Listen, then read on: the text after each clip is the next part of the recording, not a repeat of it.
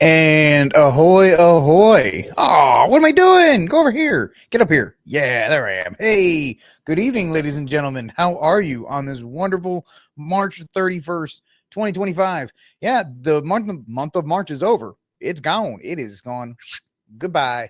And right into April. So enjoy today because tomorrow is going to be full of nonsensical fools who are going to go April Fools on you and all this other kind of stuff. And X is already a trash platform. And I don't mind saying this because X is once again suppressing this show. I don't know why. The title doesn't say anything negative. It doesn't cause violence or anything, but it's suppressing it. So X is a dead trash platform. Let's be real. Let me just get this off my chest. I'm going to have, if you used to listen to me in the old country and back in the day when I used to do the radio show, I used to have some rants. I'm about to have a rant on Twitter because I pay Twitter money. And the promise of paying X money is that we will promote your show. You're going to get more visibility, blah, blah, blah. And I get I'm a nothing account. All right. I'm not Tim Pool. I'm not Jeremy from the Quartering. I'm not the Young Turks. I'm not any of these guys. But the fact is, my money is being paid to Elon Musk so he can support one of his baby mamas. And they are intentionally suppressing it to the fact of, well, you know what, Elon? I already know that your platform is dead and it's trash. There's only three kinds of things that are on Elon Musk's X platform right now. It's Trump slop. And when I say Trump slop, I'm talking Nick Soder. I'm talking Gunther Eagleman. I'm talking all these MAGA bootlickers that, you know, Trump farts a certain way. And all of a sudden they write a 500-word tweet about how it's the greatest fart in the history of farts. So you have Trump slop. That's what you have there. Then you have the Indian bot farms and the Chinese bot farms that are soaking up all the X revenue because they've known how to game the system. And then you just have idiots who are trying to, quote unquote, break news every couple minutes. And the fact of the matter is the news, they put breaking on it for a story that was actually happening 2 or 3 days ago. And it's the most annoying thing. Or they put up like tweets, or they put up news things or whatever the case may be that are not breaking. They're not, but they're engagement farming. That's all X is. It's a trash platform. And the only thing that's propping up is Trump, the Trump slop, and the Indian bot farms. It's no good as a communication platform. I mean, the only thing X is good for, and as soon as somebody comes along that does it better, it will put X out of business, is be a centralized news platform. It may be Truth Social. You know, if Trump continues and he's president forever, like we're going to talk about, maybe Truth Social does become the news platform that everybody goes to, because all it takes is one website to develop a way to make sure that they can get breaking news out or whatever the case may be, and X is done. It will die, and it will die probably when Trump leaves. So enjoy these next 4 years, Musk, because it was kind of a dead platform before Musk bought it, right? People were kind of tired with it. And the fact is that it was revitalized because Musk bought it and people thought you were going to be able to have free speech again. But you don't have free speech now because it suppresses whoever it wants. And I mean, the fact is we pay, and it's 7 people have viewed the show right now. It's been on for 15 minutes. It's absolutely trash. I'm sorry. I don't kiss Trump's rump. I don't kiss his rear end. And I don't kiss Elon Musk, the futurist, his rear end. So you're going to suppress the show. Blank you. How about that? How about, I can't say that because I'm on YouTube and other places and I don't want to get pushed off of there right now. But the fact of the matter is, forget it. I mean, we're going to continue to do it because we're going to stream to as many places as possible and maybe others will find it. But really, guys, and I know I'm not going to say this because the guys, the YouTube, if you guys aren't on YouTube, I don't have a comment section, but the future will be Rumble for this show. The future will be Rumble for this show and any other Rickcast content, because that's the only place that seems to not suppress me. I don't get great views on the live streams, but I get great views post live and the other individual videos. And there's no intentional suppression from them. They've been very communicative with Magdalene, and it's going to be the only place to be in a little while. But Twitter is such trash. It is such a trash platform. And the fact that it is just monetized. As soon as Elon monetized it, that was the beginning of the end, because you had these slop engagement farming people and all these other things. So it's one of the Twitter is crap. You're right. Hey Mendez, can you tell me how to actually say your name so I don't keep? Can you just, because I'm kind of retarded. Can you just like sound it out like I'm in fourth grade so I don't keep messing up your name? But you are right. Rumble is pretty cool. I mean, at least right now they are the ones that are doing the free speech stuff. So you like that? You like Lou is so it is Mendez. A Mendez. Okay. Yeah, another addition to the board. The Rick Cast Ocean State got to represent. I Rhode Island is a trash state. It's run by a bunch of nincompoops and stoopy heads. But it's my home, and it's my stupid heads, and it's my poopy state. So it's a beautiful, beautiful place, and got to represent. Latest addition on the board. Got a couple other things coming in to fill out this part right here, and probably underneath one more shelf down here, and that'll really fill out the space nicely, I think. So it's all good, and I'm happy you guys are here. I mean, you guys are probably happy to hear me just rant and rave about how much Twitter stinks, because nobody says it. Everybody kisses, especially on the right, everybody kisses Elon's butt, and they won't say anything bad about him, even though the guy's running around and he's having baby mamas, which we're going to talk about him and Ashley St. Clair, who is now reason 1,155 why you don't stick the wick in crazy. Just don't do it, because then you end up with women like her. So, and one of the things my wife and I, with her family on our honeymoon, is we did the mansion tour. The Breakers is beautiful. The Marble House is beautiful. My wife and I always talk about going to Rhode Island during Christmas, because they have the Newport mansions decorating in lights and stuff. But then my wife's like, wait, it's cold up there. And my wife is a desert flower, being from El Paso, so it's a little difficult. I'm not going to lie. There is something I'm targeting for the background that I know you guys are going to appreciate. And I'm going to let I'm going to spill the tea on it. But I found one today, and it's en route. It's a Waffle House coffee mug. And there will be a Waffle House coffee mug behind me, because this is a Waffle House appreciation show.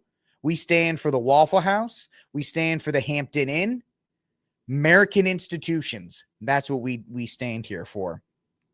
So he's waiting to buy. No.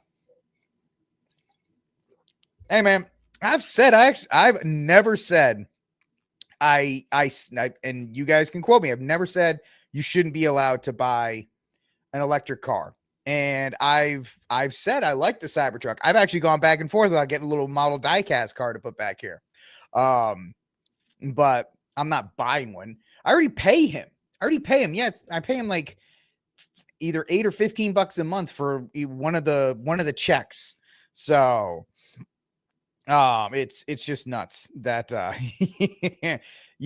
they kind of are. And they're kind of, Teslas are becoming really played out right now, because they're becoming almost the same. The right has a way to make things cringe that the left doesn't. No matter how cringe the left can't meme, and they're a bunch of old boomers, but they have the market on making things cool, I guess, or fashionable.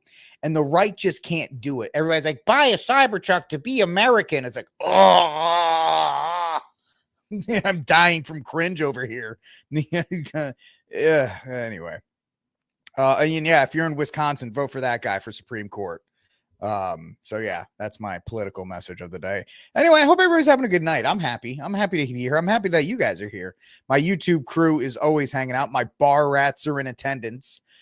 If I could find like a little miniature rat that's drinking a beer, I might find a way to put him back there. But either way, it'll be a good time. So yeah, we're going to talk about Marie Le Pen banned, because what happened to Trump has happened to multiple other leaders across the world.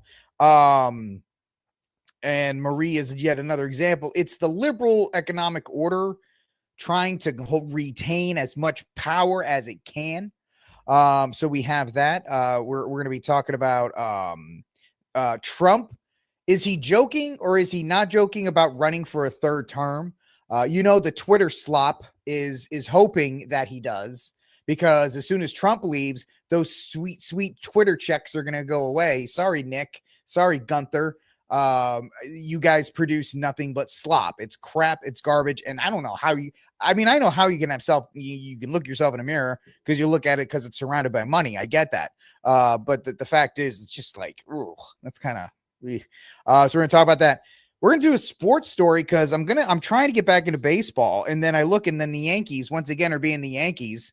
And they're apparently, and it's not just the Yankees, I have to say this, but there is a new controversy about torpedo bats in baseball. We're going to look at that. And I think baseball is going to have to get a handle on this because it's absolutely insane what happened over opening weekend. And people are just like, this is nuts. This is absolutely nuts. I don't think this invention, the torpedo bat,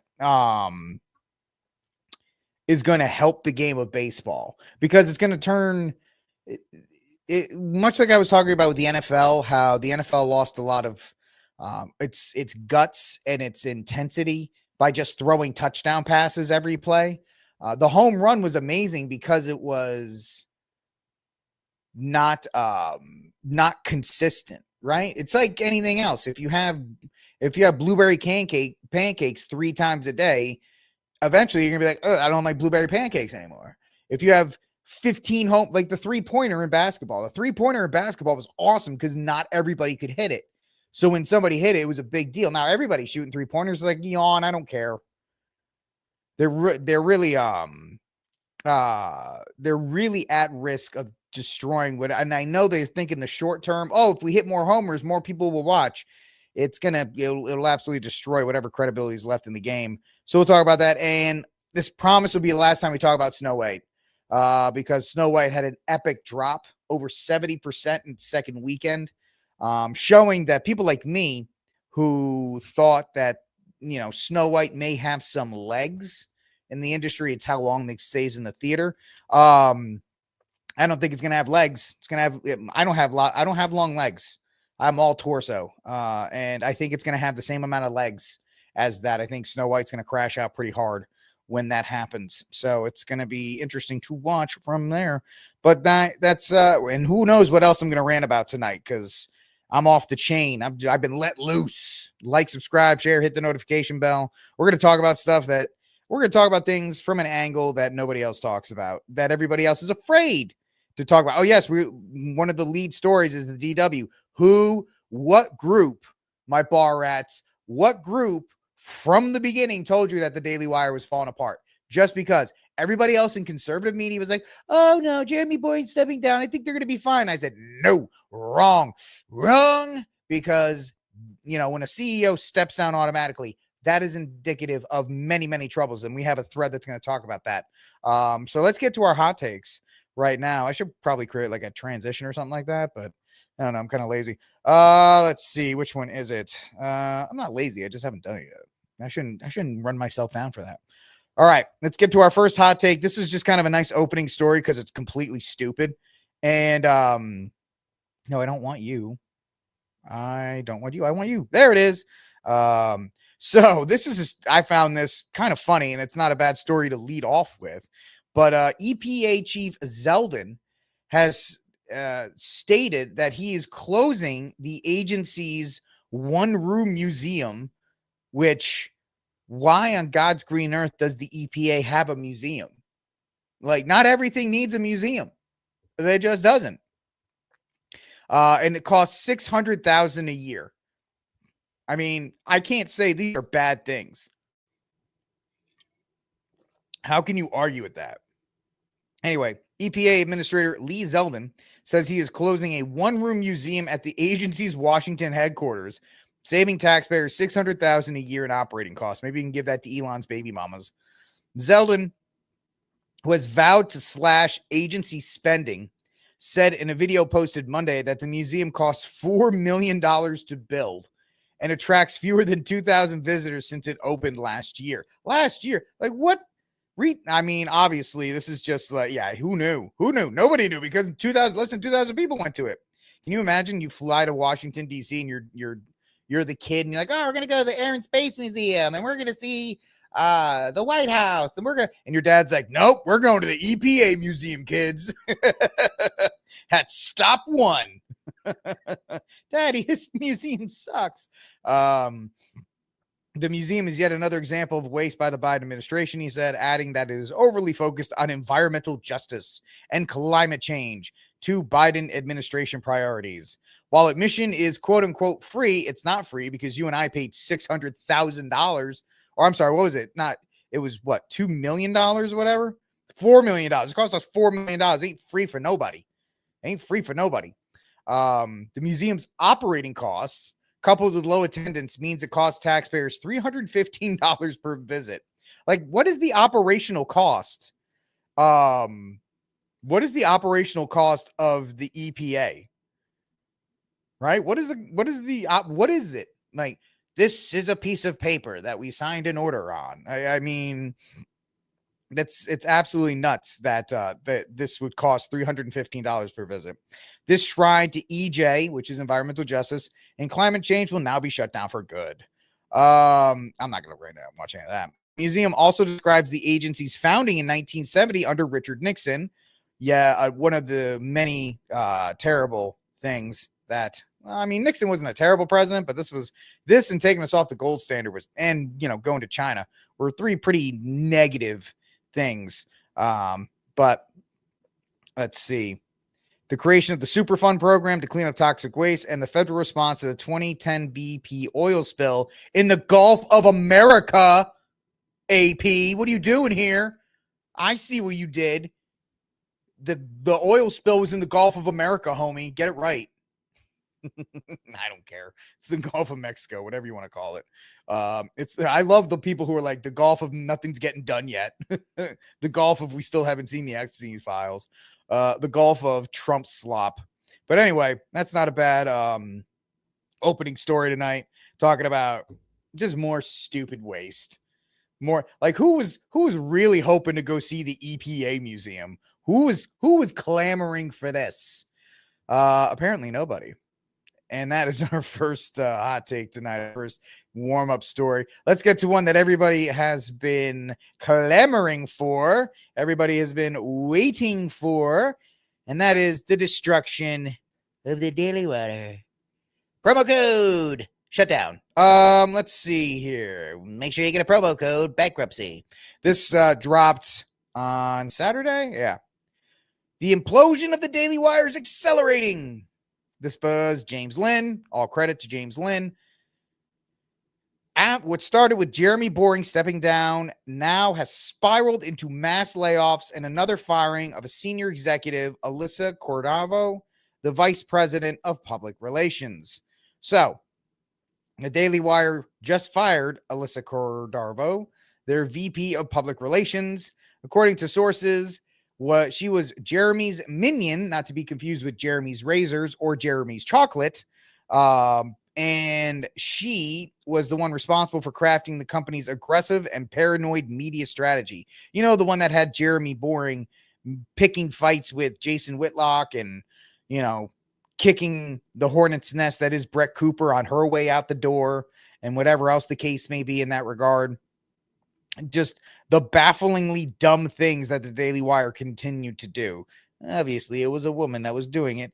Cordova allegedly stalked former employees online, kept folders of clipped videos of their quote-unquote enemies, and helped wage internal vendettas under the guise of PR. The disaster of their PR strategy over the last year was cooked up between Jeremy and Alyssa. That's just, that's what happens when you get high in the smell of your own farts and you think that you're untouchable. And in this space, which is what I was talking about Twitter earlier, Twitter X, whatever the hell you want to call it, Twitter is acting like it's untouchable because of Elon. All, social media sites come and go. They really do. One could argue that TikTok has already replaced X. It's just that I'm not giving my money to it because of the fact it's a Chinese spyware. I like my spyware American. Thank you. But mass layoffs. The Daily Wire is also shuttering its kids division entirely, roughly a quarter of the company, and people are furious. One source said it bluntly: if they let Jerry go a long time ago, many people would still have jobs today, and everybody knows it. That's because Jeremy Boring put too much money into yeah, I bet he did, but what do you think? That's a great point. My retort from that, respectfully, is what do you think he was going to do? He was going to go on there and be like, "Yep, you're right, Megan. We're going bankrupt, and yep, it's because Jeremy Boring was terrible." This Ben Shapiro going on Megyn Kelly is essentially what you would see in sports when the owner says, "We have complete confidence in our coach," a week before they fire him.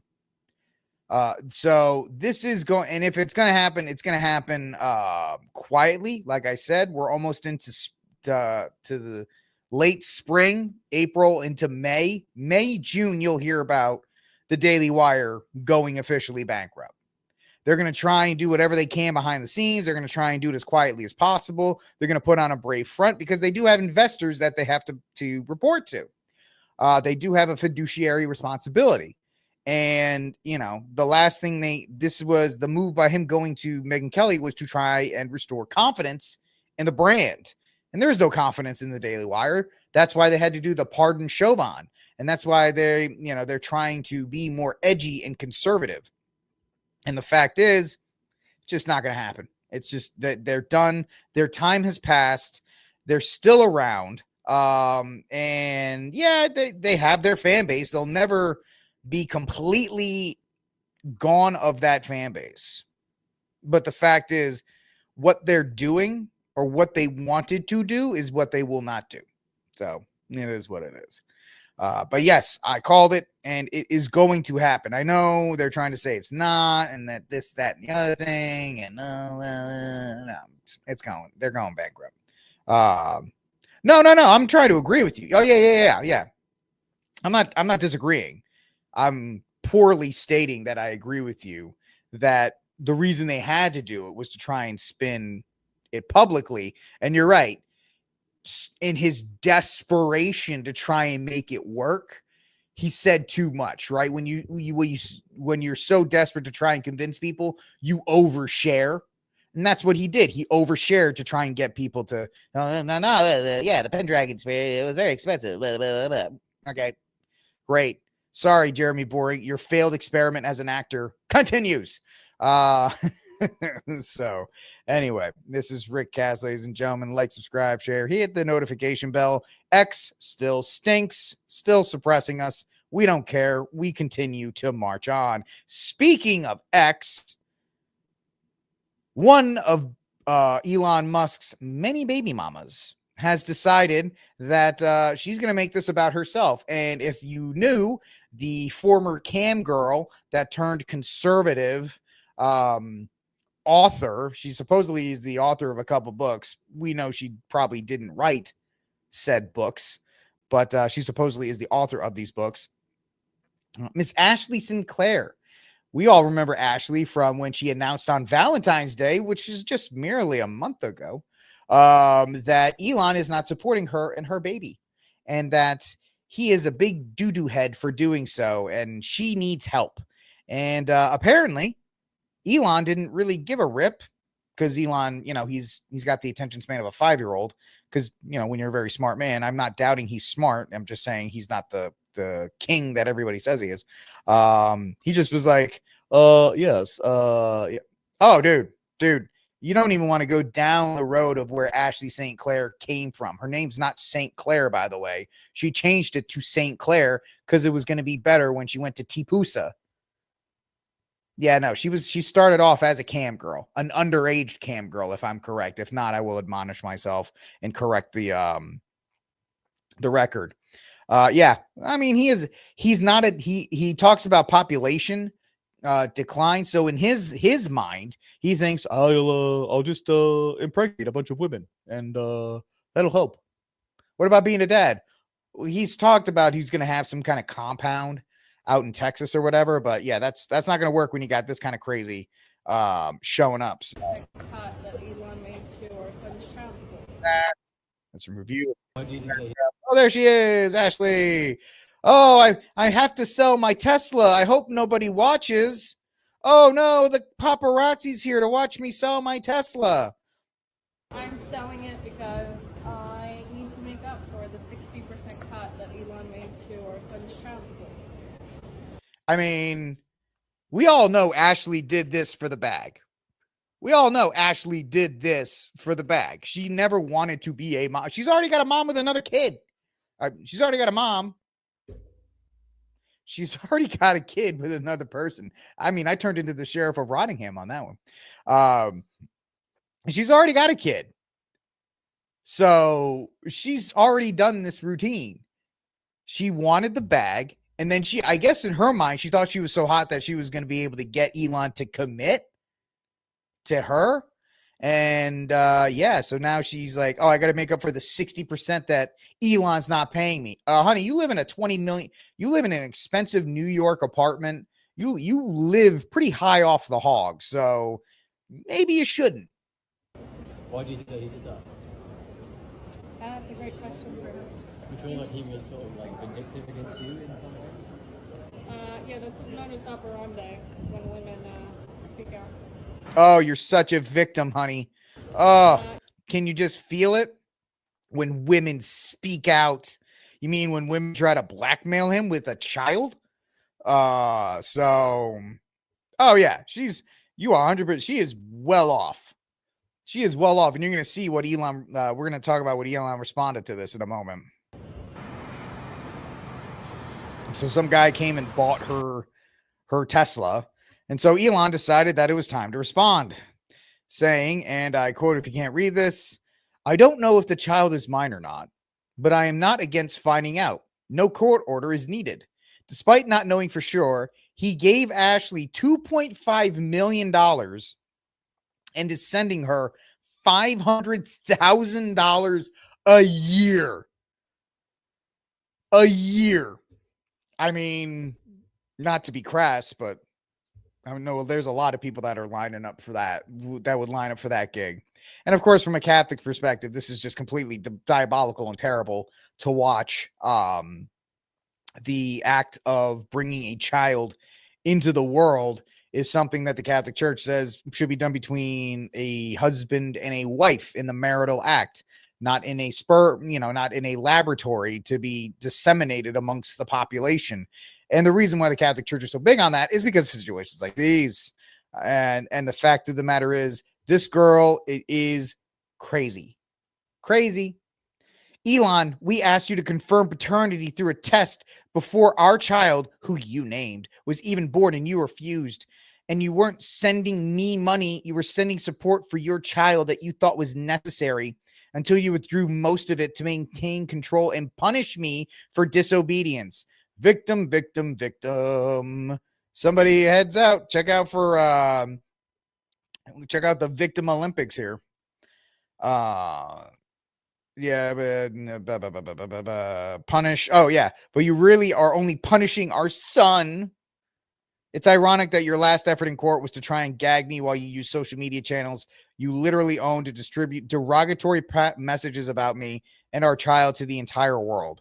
Honey, if you didn't want to do this, you should have shut up.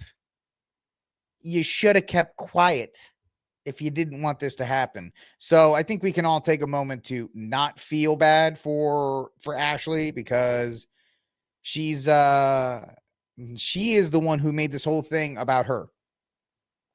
She made it all about her and about how she's a victim and how everything is terrible and Elon is a bad man. And so, yeah, you're 100% correct. The money that's supposed to be sent, and this happens, sorry, we have a new button here on the channel, and it's really just, I didn't download it, did I? I have my misogyny alert button that I apparently did not download all the way, but a lot of women, not all, but a lot of women use the child support money on themselves. And that's why they want it to be as much as possible. That's why they want sole custody. It's for those child support payments. And it's not a great look, Ashley, that you're freaking out about all this stuff while this is happening. And you're really making a mockery out of this entire process. She's the only one that Elon's had a problem with, if you think about that. Yeah, there's like other things and other he's one of the guys running for the Supreme Court in Wisconsin. He's the Republican running for the Supreme Court in Wisconsin. So vote for him, because liberals are bad and they're terrible people and they should not be trusted. But as we continue to say, with the misogyny alert that will now be featured on the program, that a lot of these girls that get into social media, and I put this out the other day, you got to be careful of any woman that is on social media. It's not all women. This is social media. So I need to preface that again, because I'm not speaking about women in general. I'm speaking about women in the social media space, especially conservative girls. The conservative girls that want to talk about how they have all these values, and they talk about marriage and kids, yet they don't get married, and they don't have kids, or they have kids out of wedlock, and they talk about virtue and they don't have virtue. And it's covert feminism. And that's one of the things that Ashley brought to the table. She was a covert feminist, because she would talk about, oh yeah, you shouldn't date around and you shouldn't have kids out of wedlock, while she was having kids out of wedlock. Yeah, right. Perfect. Quote unquote conservative. And so, yes, the conservative bunnies. And so it's very interesting to see this play out in real time, the case of the conservative bunnies, and why you should really stay away. If you are dating a girl in conservative media, you need to be careful, because you're competing with like 100, her audience, which is going to be mostly men who are thirsty boys giving her attention at all times. So good luck to you. I hope it works out, any of those dudes, but just realize that you're in a losing battle. And if you ever think about wanting to date an e-girl, just look up Ashley St. Clair, and that will convince you to not. This is Rick Cast. Let's get to our first story of the night, ladies and gentlemen. Marie Le Pen has been barred from running. Let's get a background. Marine Le Pen guilty in her embezzlement case. Her political future. Go back. The French court has found the far-right leader Marine Le Pen guilty in her embezzlement case. Her political future and aspirations to be president of France now look to be in doubt. Well, the three judges were ruling on a case that centered between payments between 2004 and 2016. They were Yeah, so there you go. That's real quick summary for you. So she has been barred from running for president. The big thing is she's been barred for running for president in 2027, I believe it is. Yeah, against Macron. And we see this. Her sentence is not anything more than probation. She's not really going to jail. There's no jail time or anything like that, but she has been, that was her sentence right there. So as soon as this came down, a lot of people said, oh, this reminds us of Trump, or this reminds us of the Brazil president, or reminds us of Putin's opposition president a while back, or anybody that seems to challenge the establishment, a guy named Donald Trump after he was president. And the lengths of the lawfare that will go into effect to try and stop the opposition to whatever you want to call it, the liberal economic order, the new world order, whatever the case may be, whatever term you want to ascribe to it, that could be it. So this article from the Jacobin talks about that banning Marie Le Pen from running for 5 years due to the embezzlement scandal. These are just some notes. May backfire politically, despite being what the Jacobin says is justified, legally justified.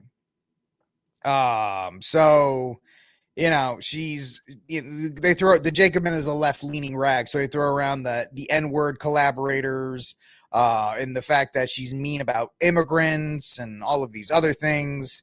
But even with all these things, the ban on Marie will backfire. The sentence applied immediately means she cannot stand for election or hold office for 5 years. This reform, introduced in 2016, made this automatic sentencing requirement for political embezzlement convictions of this kind, which is kind of weird that it was put back in a little bit of time here. No worries, Brian. I'm glad you're here, bud. Always glad you're here. So let's see. Yeah, anything that is supposedly a threat to the EU, especially, is going to be, they're going to go after really hard. Yeah, and unfortunately, the legal system there is more of 3 judge panels, and they are not the adversarial system that we have here, trial by jury. That's where, I mean, you have to look at our system as it's not perfect, but the adversarial system does benefit the person on trial simply because got to have my water, sweet, beautiful water. Benefits the person on trial simply because it gives them a chance, as opposed to the judge, the tribal system, whatever this system where it's just 3 judges and whatever they decide, you're in trouble. So the Paris court's ruling prevents Le Pen from running or competing in 2027, but her far-right Reassemblement National Party could gain from the decision through victimhood narrative, or just the fact that you're going to make a martyr out of somebody. Yes, what we're saying is, yes, she's barred the sentence. Who knows how long the sentence is going to be, how long she would actually serve it. But even if she is jailed, her party, the party that she represents, will benefit from it because it makes them a martyr. Because if somebody is going after you with the lawfare, people tend to go, well, why is the government wasting resources and time on somebody for embezzlement? Because she spent the money on I believe, on the national side and not the EU side of her party, or some kind of crazy way that they do these kinds of things, the embezzlement convictions, which is just, when we're talking about embezzlement convictions, we're just talking about who's in power going after who's not in power. Because I guarantee you, every single one of these politicians is involved in some kind of embezzlement one way or another. So a couple more notes here. So while the party has moderated some extreme positions, Le Pen's supporters, including party president Jordan Bellarita, portray the ban as an elitist attack on democracy, a stance that could strengthen their base and attract disillusioned voters, which it's a great narrative to have. If that's it, hey, we're being targeted because we speak truth. And it's hard to argue against that. While the party has moderated some extreme positions, the ban risks amplifying its propaganda about defending democracy against a corrupt system, drawing parallels to figures like Trump and Musk, which is the first thing that everybody said today, including myself. And you had the president of Brazil, Barzalo, I believe his name is. You guys know what I'm talking about. Ironically enough, even though that guy can't run, he's still ahead of the current president in Brazil. That's how popular he was. He was so popular, they had to get him out of office. They had a bloodless coup against that guy. Anyway, the article suggests that though principled, barring candidates for financial crimes might inadvertently boost the far right's momentum rather than curb it. Anytime you bring attention to these people and you try to do these kinds of things by jailing, all you're doing is bringing attention and you're increasing their name recognition. At this point, most people think politicians are criminals. So when one gets put in jail, it doesn't shock the people to a point of, oh my goodness, we can never have somebody like that again. Whenever that happens, I always like to bring up the story of Vincent Buddy Cianci. And if you don't know who Vincent Buddy Cianci is, he was, got, eternal rest grant unto him, O Lord. The mayor of Providence, not once, but twice, and not in 2 consecutive terms. He was the mayor of Providence from 75 to 84, and then 1991 to 2002. Why? Because he was in jail in between those 2 times. And the fact of the matter is, he went back. He was put in jail after his first one. Of course, he was a rising star in the Republican Party, but he had to resign from the first one and then went to jail. After he got out, he ran again after being a talk show host for a couple years, and then he ran and won overwhelmingly his second term. So the fact of the matter is, when people try to say, oh, well, this person's a criminal because they're this, that, and the other thing, people are going, well, they are a politician. So that doesn't shock me. Being a quote unquote criminal is not a deal breaker for a politician, is what I'm saying. Most of the time, it helps their image. It helps their image one way or another, because it helps their image within their own party, because it shows that they're fighting the power. Independence, it draws their eyes to them. Like, why are they going after this person? And then people tend to do their own research, and then they end up being like, oh, well, I see what this person's talking about. So the French, once again, doing silly things, and not a really smart move on their part. This is Rick Cast. Like, subscribe, share, hit the notification bell to continue the show to grow. We're looking pretty good on Rumble. We're looking pretty good on YouTube. I'm very happy that you guys are hanging out with me, and let's get to the next story. From the Blaze. Trump says he's serious about another term in office. Sort of a 4th term. Let's see. Let's take a look. Range of topics. Y'all remember this lady? This lady was part of the debate where she argued with Trump in the middle of the debate. Anyway, very interesting how she brings this up. President Trump called me this morning. We discussed a range of. So President Trump just called you out of the blue and you got no proof? You didn't record it? You didn't put him on the record? He just called. Hey, Walker, how you doing? You having a good Sunday? Having some brunch? Maybe a mimosa? Let's talk. Topics, including the possibility of him serving a 3rd term. He's joked about it. I've raised a lot of money for the next race that I assume I can't use for myself, but I'm not 100% sure. But these were his most extensive comments yet. He told me he's not joking. He said there are methods by which you could do it, but he said it's far too early to think about it. He said he's focused on his current job. At the same time, I did press him on those methods. There's been some discussion about the possibility of Vice President J.D. Vance running perhaps at the top of the ticket, with President Trump running in the number 2 slot and then swapping if they were to win. President Trump telling me that is a method. He said there are other methods. I asked if he could give me details, and he said flatly, no. Now, President Trump's allies have said that they are seriously looking at this. We're working on there. We're not prepared to talk about it publicly. Worst guy in politics. Worst guy in politics. Steve Bannon is one of the biggest losers in politics. And the fact that so many people, quote unquote, respect him, it just shows you how lost the Republican Party is. But in a couple of months, I think we will be. Here's what you need to know, though. It is incredibly complicated to change the Constitution. Serving a 3rd term is prohibited by the Constitution. So this is something that would be far out of reach by any measure. And again, President Trump insisting for right now, he's focused on his current job. So, yes, he is 100% tolling and trolling. I mean, if you think Trump really wants to run for another term, the guy's 78. He wanted to get back into office for his revenge tour.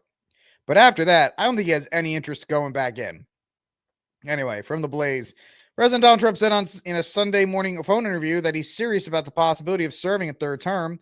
And yeah, he called up a liberal reporter who's crazy in the head and said this just to send her on her way. And just perfect troll. You know what, Welker? I think I'm going to run for a 3rd one. I think I'm going to run for a third one. And then he just sits back and just watches her on TV being like, can you believe this, broad? When pressed later aboard Air Force One about his comments, 78-year-old Republican suggested that supporters have raised the possibility of him ultimately serving a total of 12 years, citing their pleasure with the wins he's notched up. A lot of people want me to do it, Trump said. But I mean, basically, I tell them we have a long way to go. It's very early in the administration. Article 2, Section 1 of the Constitution sets presidential terms at 4 years and did not originally set terms. And then FDR ran until he died. And in response to Roosevelt, who was the president from 33 to 45, the 22nd Amendment was ratified in 1951, making it 2 terms. Congressional Research Service indicated that over the past 7 decades, there have been scores of attempts to repeal the 2-term limit, as well as chatter among partisans about their favorite president serving some overtime. I mean, if Democrats could, they'd have Obama still in the White House. Right? If they could, they'd still have Obama there. It's really whoever's in power. They're like, we want our guy to just, be there. So, Tennessee Representative Andy Ogles introduced a House Joint Resolution in January that would enable the president to serve 3 terms so long as he did not already serve 2 consecutive terms. Okay. This is just a great troll job by President Trump. A great way to keep the media off balance. So they spent yesterday and today. Oh yeah. Well, I mean, if you believe certain people, FDR died in the arms of another woman. I won't get too more, he was in the company of another woman when he died. And, yeah, Eleanor was running a lot of the things, a lot of like, Hoover's wife. Was it Hoover? No, it wasn't Hoover. Wilson. It was Wilson's wife. Edith, I think. Edith Wilson. She was the one running it. But yeah, this is nothing more than a troll job. And I love the fact that Trump does it and he just commits to the bit, because you have quote unquote serious reporters that are trying to just be like, could you believe this? He's going to do all these things. That is terrible. So yeah, Lou, that's funny. I'm not going to put that up because that's nerd. But anyway, that's there's not much more to that, but I will address it by officially saying I think it's just him trolling. I think it's just a great troll job by Trump, and good for him, because I love seeing the left just kind of lose their minds over silly, stupid things. All right, ladies and gentlemen, this is Rick Cass. Like, subscribe, share, hit the notification bell. Still sitting at 30 people on X because Elon's platform is a big piece of trash. Yeah, I hope you guys are hearing that, and I hope you guys understand you guys are trash. X is, and you could give me 1,000. You could give me 1,000 people watching it tomorrow. I won't change my mind. X, you guys are a bunch of. It's a trash platform. Anyway, next up, let's talk a little sports. Here. MLB is scrambling to catch up after Yankee Power shows with perfectly legal torpedo bats. Nice way to say that. If you don't know what this is a quick primer on the torpedo bats. Take a look. Torpedo bats. They are bats. If you really have no idea what we're talking about because you were like on vacation and just coming back, the Yankees are using and other teams used them today across the league, but they're called torpedo bats because you take the weight of the barrel and you move it towards the middle, so then it looks like a bowling pin gets skinny towards the end. Thought process is have the barrel closer to the hands where you hit the ball more. They're actually custom made for each player. Like, they found out where Volpe hits the ball the most and then put the thickest part of the bat there. Makes a lot of sense. The Yankees are the man getting credit for this name is Lenny. Yeah, Lenny. Aaron Leanhart, I think is his full name. Aaron Leanhart. Was an MIT guy and then decided he was like a scientist at NASA or whatever, doing lectures. And then he decided to get into baseball, started coaching, being a hitting coach, worked his way into the Yankees organization in 2018. Yeah. And he didn't get hired to be a scientist. He got hired to be like a hitting coach and analyst. There was big news after 2023 that Judge and Cole said we need a better person to relay the information to us that the analytics department's coming up with, because we don't know how to apply it. That's the guy they tapped into, this guy, Lenny. So in 2024, he got moved into the head analyst, and he was the one relaying all the information. He's no longer with the Yankees. He's with the Marlins this year. He's not currently a Yankee staff member. He was introducing these bats to them for the past couple of years, trying to get guys to like buy into it, understand it. Also, we saw someone in the Twins game use it today. Bellinger said that he first started trying it out. The Cubs, they came. When we were at spring training, we saw how it works. And basically, like, these bat companies just go to spring training like a roaming farmer's market and just set all the equipment up by the cages so the guys can use whatever they want. And like, this has been something they've been letting guys use for a while. The Yankees this year, 4 of them decided to use it: Goldie, Belly, Jazz, and Volpe. And they hit home runs. So it's not just a Yankee thing. It just happened that they hit 9 home runs. Stanton used this bat last year, and an article came out like a week ago that said Stanton's elbow injuries, some are blaming on a new bat he was suggested to use last year. That came out before we found out, and that employee's no longer with the team. That info came out before we found out about Lenny. So now it's like, oh, they're also blaming Lenny for Stanton. So that's a tough tie-in for him. But so like Stanton used this bat all last year, or not all last year, but last year. So that's like the full scope of it. So there you go. And, this idea, the thing that everybody's saying today is, well, it's legal, right? It's legal. They came up with it. It's fine. MLB says it's legal. Just because it's legal doesn't mean it's good for the game. It doesn't mean it's good for the game at all. And I'm not trying to be like, oh, it's the Yankees. The Sox use it. The Rays are using it. A lot of other people are using it. So that's the Torpedo bat. It's custom to where your power is, right? If you hit on the inside, if you hit low and away better, any of this other kind of stuff, it's designed to help you. And so this idea, Buster Olney reported during Sunday Night Baseball that the Braves ordered Torpedo bats after the Yankee 20-run 9-homer barrage on Saturday.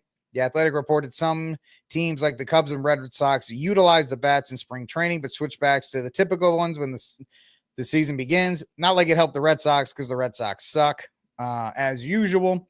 So we can't really blame the bat for that. Other teams have already have guys who actually did bring the Torpedo bats with them the past training, such as Blue Jays, whoever this guy is, the Rays and Twins players. And while the Bombers have 5 players currently using the new bats designed by, as you heard, Aaron Leinhart, all the of MLB is taking notes. Seems like it's making a way around the MLB. Angels Nicky Lopez said, it's definitely not just the Yankees. I think we're going to see more people. It's legal. It's under MLB rules and everything. Just basically moves the sweet spot down. Those balls that are getting jammed on are finding the barrel, which that's the big thing. Yes, Steph, we talked about this earlier in the show. You are correct. Home runs are what saved baseball, after the strike.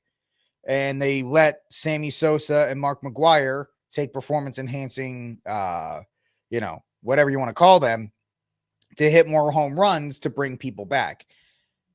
But I liken the home run to the three-point shot in basketball.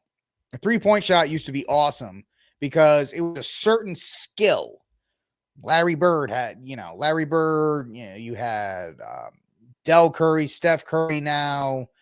There were guys who specialized in shooting three-pointers.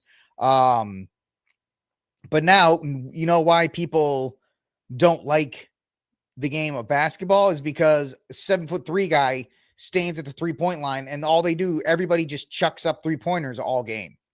Yeah, you have more scoring, but the game is boring now because everybody knows what's going to happen. And I have a fear that because the MLB believes, and you're correct, that, people like home runs and attendance is down. So if we have 9 home run games, everybody's going to come to the games. Short term, yes. Short term, people will be like, I want to go to these games to see these home runs get hit. Long term, people are going to be like, this is boring. It's like watching a bunch of drunk guys, a bunch of drunk softball players. They just hit the ball and everybody else just stands around. There it goes again. There's a lot of nuance, and that's what football lost when they just started throwing touchdown passes every other play. And or NBA players where they just started shooting 3-pointers. And so it's very interesting that MLB is coming out after this and going, well, we got to figure out what's going on here, even though it's legal. Even though it's legal, we got to be careful about it. So Tigers manager AJ Hitch says that they turn their attention to the bat now, but Lionheart has long worked on the bats. And so while the bats aren't for everybody, Aaron Judge, for example, is sticking to the bat shape that has made him a generational hitter. Anthony Volpe, who all these others have started utilizing this as well. And I think they're going to have to make a call. They're going to have to get rid of it. If they don't, I'm going to say that. If they don't get rid of it, it's going to ruin the game of baseball. And I know people are going to say, oh, you're just a traditionalist. No, I'm telling you that if every game is going to be 9 home runs to 15 home runs, you're just watching batting practice. You're just sitting there watching batting practice now. And it's not special when you hit a home run. Like when you see the anticipation, if you've ever been to a baseball game, it goes high, it goes far, and there's that one moment where if it's a home game and your team is up to bat, and, back when I used to go to Red Sox games, Manny Ramirez is at the plate and he smokes one to dead center. And there's that moment where everybody, it's high, it's far, right? And then they wait for it. Is it going to stick inside the park or is it going to go over? And then the release in the stadium when it goes over the wall is just amazing. But now it's like, oh, look, there's another home run. Yay. Who cares? And that's the dangerous thing with these bats. Yes, they're legal. Yes, everybody can use them. But this is dangerous territory for Major League Baseball because they're going to take one of the few things that they have, which is the beauty of a home run, and they're just going to make it a commodity when it's not a special thing that happens. And I think it's going to be very sad to see because I'm telling you now, Rick Adames is telling you that this is going to destroy the current game of baseball if this continues. Not that because it's illegal. Yeah, I guess you could raise the mound back up. You could extend what do we got to do? We have to mandate 500 feet to dead center, 450 left, 450 right. Or does every ballpark now have to be 600 feet to the wall? What other things? Or you could just outlaw the bats. Or you just make, nobody can use the bats. Steph, you made a good point earlier about aluminum bats. There's a reason why they don't use aluminum bats because they don't want this to happen. But yet they're sitting back and letting this take place. It's an interesting conundrum, as the kids say. All right, this is Rick Cast. Did a little sports talk. Let's finish up the show with a little entertainment talk here. And I promise this will be the last, at least I think it's going to be the last time we talk about Rachel Zellweger and Snow White. And it's a big deal because this weekend, films, and we've talked about box offices and the drop, and a good drop is somewhere between 30 is an amazing drop. Because you're never going to get the same performance. The opening weekend is going to be your best weekend. The second weekend is going to really show if your film is going to be financially successful or not. If a movie has a drop, i.e., if it makes $100 million the first week and it makes $60 million the second week, that's a 40% drop. That's an amazing hold, they call it. Wow, that's a great hold. That means it's going to have a lot of legs. If it makes $100 million the first weekend and it makes $30 million the next, that's a 70% drop. This movie is dead in the water. This movie is not going to make it, and it's going to be absolutely a financial travesty. Well, that's what happened to Snow White because there were some people that were trying to say, oh, well, the opening, whatever it was like, we'll see in a second. But it should have a strong hold because it's a family movie and it's around spring break and there's no competition with it. There's no other animated films or family films around. It's still Disney. It might have the legs to kind of, make its money back over the course of time. Nope. Because Jason Statham's blue-collar thriller, A Working Man, dethrones Snow White. Y'all see The Beekeeper? It's on Amazon. I actually watched The Beekeeper a couple days ago. Pretty entertaining film because it's just Jason Statham being like, I keep bees, and now my bees are dead, so you're going to die. And it's just, I don't know why he's Australian. Just give me a break. Anyway, blue-collar thriller, A Working Man, is striding to victory over Snow White with a projected 15.6 million opening after topping the Friday chart with 5.6 million. The Hollywood Reporter details woke Snow White is looking to gross 14 million to 15. And I think, what is it? Box office report. I think that's where it ended up. No, that's not it. Oh, it's Box Office Pro. Can I get are you going to have it? Hold on. Sorry, guys. You come here for the professional. That is me. Box Office Pro. Nope. Get out of here. Stupid Chrome. It's the only thing that works. I agree. Now go away. Let's see. Box office. Let's see. Are you serious? Where's the friggin' box office? The damn website's called Box Office Pro. There it is. What the friggin' hell? So Working Man makes 15 with 30. And let's see here. So where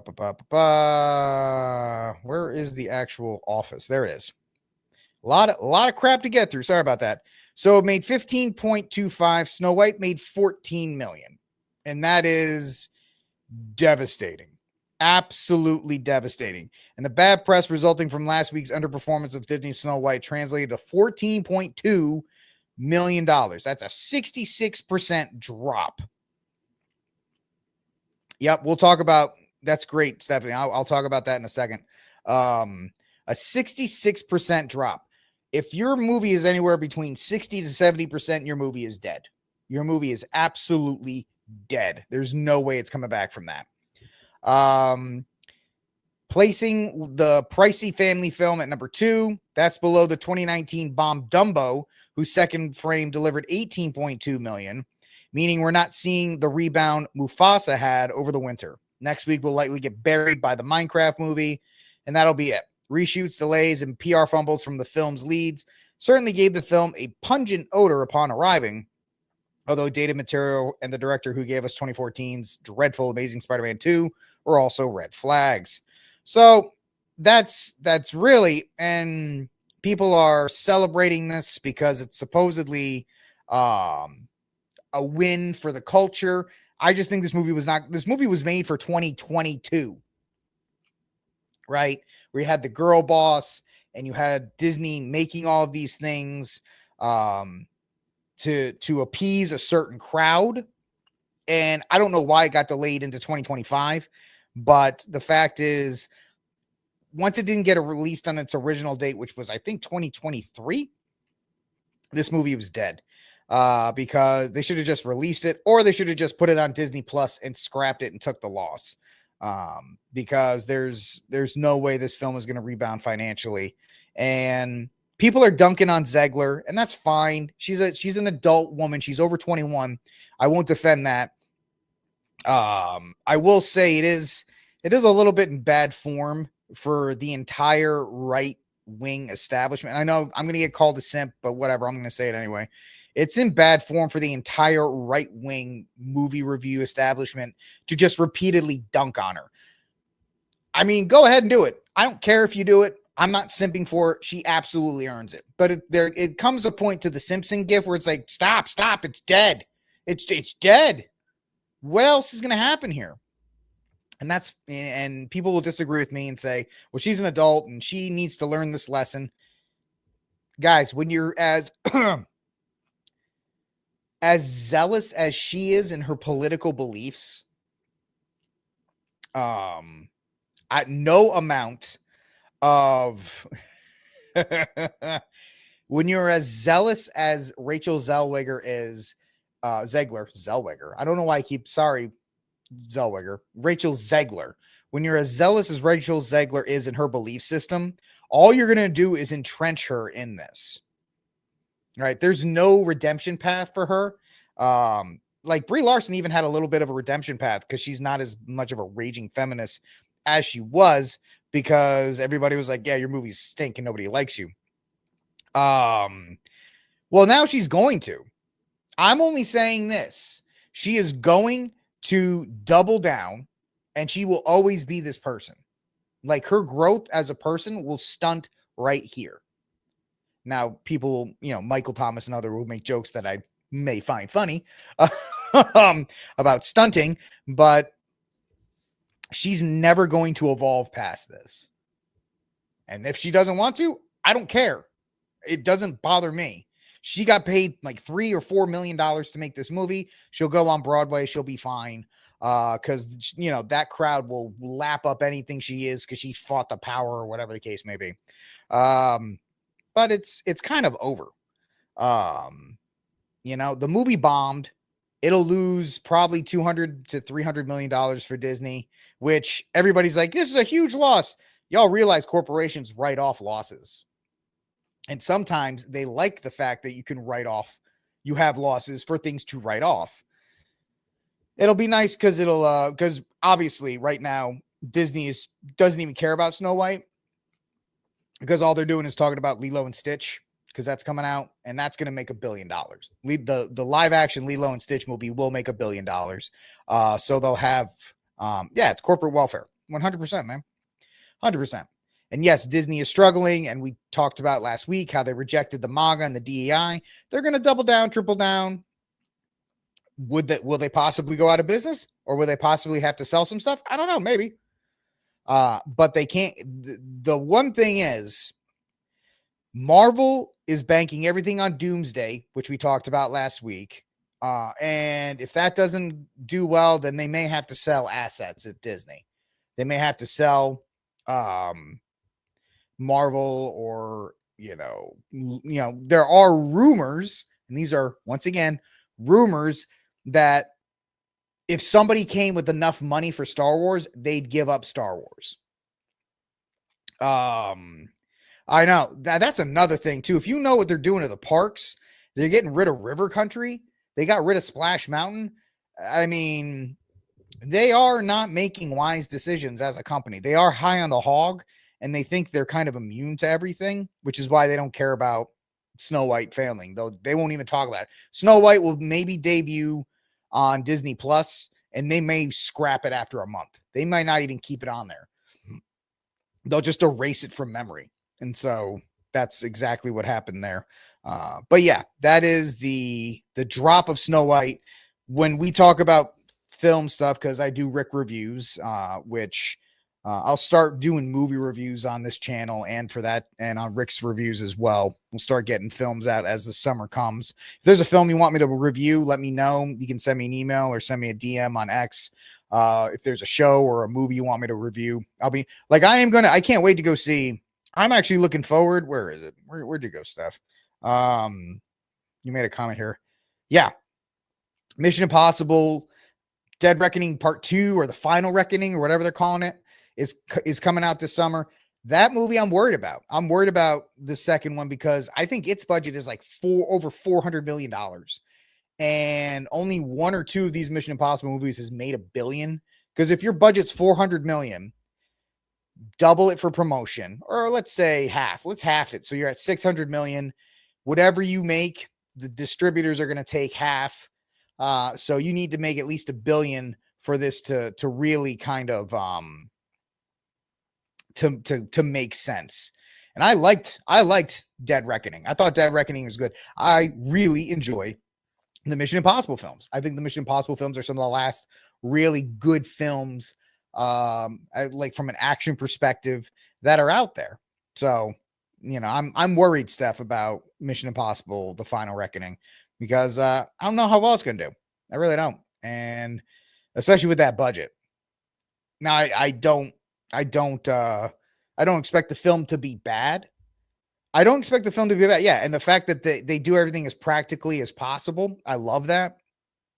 But I don't know it.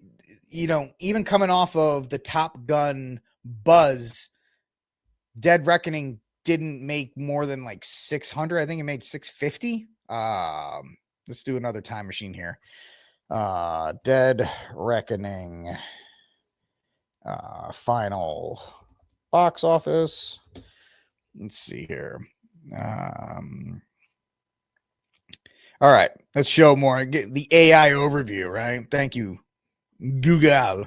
Mission Impossible Dead Reckoning grossed a total of 571. I even overshot it with 172 million in the US and 380. Usually it does a lot better worldwide. The budget was 291 million. So 291 million, double that for promotion. So you were looking at 491 maybe, or maybe 450 total, and it made 500. So it didn't make its money back. It needed to make 700 million to actually be profitable. And the runtime was a little long. The last act was a little, it was longer than it needed to be. The last act could have been trimmed. You could have trimmed 15 minutes off of it and it would have been fine. But the idea of that's the problem with setting up a part one, because it makes the movie almost like you don't have to see it. Yet you can wait until the second one comes out and then you can watch the first one on streaming and then watch the next one. So the only example of that I've seen recently that was like Lord of the Rings, where everybody had to see the film in theater and then you would wait for the next one. So yeah, I'm worried because the budget here was 291. I'm hearing, let's see, Final Reckoning. Nope. Come on. Budget. Let's see what the budget is on this. You guys are doing research with me in real time. It's $400 million. That's Yahoo. So that's twice the budget of the last film. And the last film only brought in 570. So that means they're hoping that this one makes $1 billion. Maybe, I think they're marketing it as the last one, and they're hoping that, Tom Cruise's final run will encourage people to get back in the theater. I don't know. I do not know. But let's hope, Steph, because I hope it's going to be good. I really do. I've watched seasons 1 and 2 of Reacher. Right now, I told you guys, I'm binge watching Person of Interest. I'm on season 4, Person of Interest, which I can't believe how amazing the show is. Like, when people talk about a show and you're like, I don't know if it's any good. And then you watch and you go, dear Lord, I can't believe I missed this thing. I'm binge watching Person of Interest right now. As soon as I end up with Person of Interest, I will start season 3, and I might do reviews of season 3 of Jack Reacher, just to kind of bring up to speed. Cunningham told me he watches everything with VidAngel, but he says it's actually pretty good. And I asked Steve, I was like, how can you watch it as a Catholic and everything? He said, he goes, he's a big dumb actor. I was like, oh, well, when you put it like that, so it is what it is. But yes, I will watch the Reacher series after I'm done with Person of Interest, which will probably be we're in April now. I'm just calling it April. What did you watch Shogun with VidAngel? Because I heard there was some stuff in there. I can't, and I'll say this, I can't watch a show that has gratuitous sexuality in it. I just can't. I can't do it. Which is why I guess I have to get VidAngel. But I heard there was some stuff with that. But some people can, and it's not a big deal. For me, it is a big deal. I just can't, and I won't do it. So that's why I stayed away from Shogun. But people tell me it was an excellent series. It was an excellent series because it actually had Japanese people in it. It wasn't like diverse. It was, 16th century Japan didn't look like Paris today, and people were interested in that. But I'm glad you liked it, and everybody that watched it said it was amazing. All right, folks, that's it for this episode of Rickcast. Thank you so much for hanging out with us. Twitter, you suck, because you've suppressed this show to 34 viewers. Everybody else hanging out with me, thank you so much. Like, subscribe, share, hit the notification bell, and help the show grow. You guys on YouTube are doing the best thing. Everybody, I know I ask you guys, but the people on YouTube, the best way to help the show grow on YouTube is to hit the like button. You guys are already commenting, which helps the algorithm, but hitting that like button really helps push this show out to more people. Rumblers, like, and leave me a comment in the comment section down below. Let me know what you guys think. Even if you're watching the replay, let me know what you're thinking in the comment section down below so I can tailor the show to you guys as well. Twitter, you can go blow off. Anyway, that's it for this episode, guys. I'll see you guys tomorrow night. Will we be suppressed on X? I don't know. We'll see. Either way, God bless. And until that day comes, free Dexter Taylor.